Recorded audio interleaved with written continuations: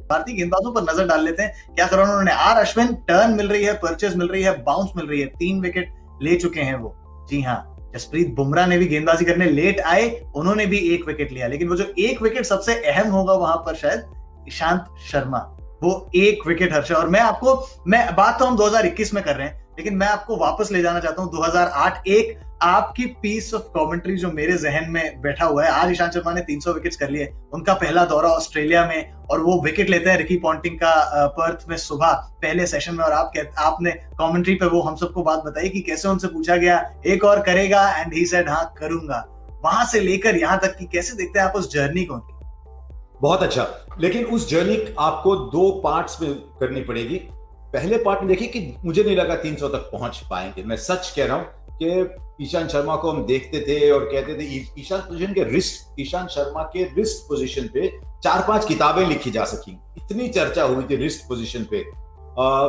मुझे लगता है जैसे जहीर खान इंग्लैंड को जाके अलग बॉलर बन के आ गए, वैसे 2-3 चीजें हुई उनके फेवर में। एक तो इंग्लैंड में गिलेस्पी के साथ करके आए, एक तो एक दौर चल रहा है कि भारत के सारे तेज गेंदबाज एक दूसरे से सीख कर बड़ी अच्छी बॉलिंग कर रहे हैं। उसमें भरत अरुण का थोड़ा नाम लेना ही पड़ेगा, मुझे लगता है भरत अरुण का नाम कम लेते हैं लोग, और विराट कोहली का शौक कि मैं अटैकिंग बनूं कैप्टन। ये तीनों चीजें बन के आई, और देखिए आखिरी 37 टेस्ट में औसत 24, उसके पहले 37। मुझे लगता है अगर उसके बाद आप देखें तो औसत और भी कम होगा पिछले 3-4 साल में।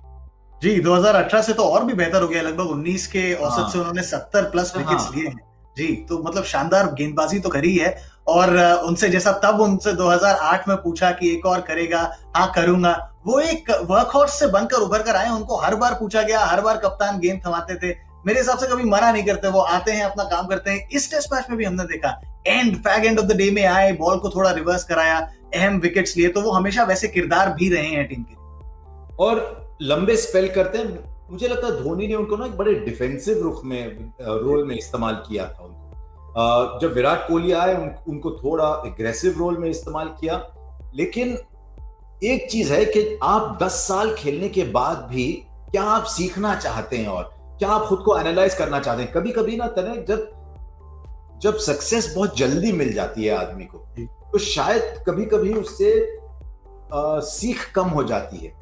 आप तैयार नहीं होते जब आपको शुरू में सक्सेस आती है, तो वहां से डेवलप करना थोड़ा मुश्किल हो जाता है। कहीं ये हुआ होगा, मैं जानता नहीं हूं उनको इतनी अच्छी तरह से, लेकिन खास बात उनकी ये है कि बहुत मेहनती आदमी है वो। आप जिससे भी पूछो कहेंगे ईशांत शर्मा मेहनत करेगा, ईशांत शर्मा बहुत कोशिश करेगा।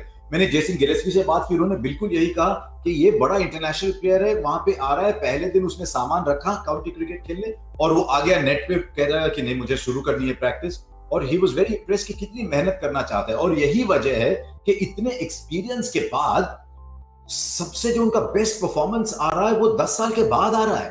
कितने फास्ट बॉलर के बारे में आप कह सकते हैं, शायद जिमी एंडरसन का कुछ हद तक कह सकते हैं कि 10 साल के बाद, कोर्टनी वॉल्श के बारे में कह सकते हैं 10 साल के बाद उनका परफॉर्मेंस इंप्रूव हुआ। तो 300 विकेट बहुत होते हैं इंडियन फास्ट बॉलर के लिए। और मैं तो सोच रहा हूं कि ऐसा कुछ लग नहीं रहा कि ईशांत शर्मा का करियर के खत्म होने के करीब है, तो और 50-60 भी मिल सकते हैं उनको, क्यों नहीं।